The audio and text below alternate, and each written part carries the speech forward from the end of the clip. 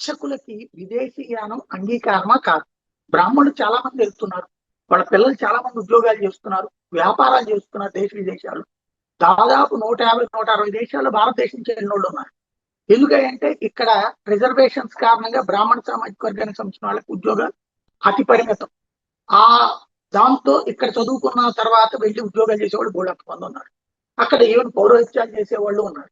అట్లాగే ఇక్కడ ఉన్న అర్చకుల బంధువులు కూడా అక్కడ ఉంటారు, వాళ్ళని చూడడానికి వెళ్తుంటారు.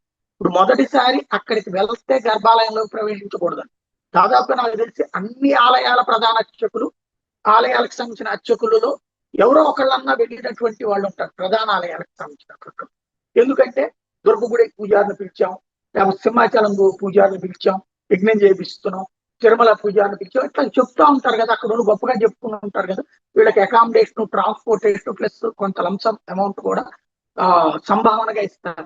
కాబట్టి వెళ్తుంటారు, వీళ్ళకి కూడా ఆ దేశం చూసి రావాలన్నటువంటి ఫీలింగ్ తో వెళ్తుంటారు.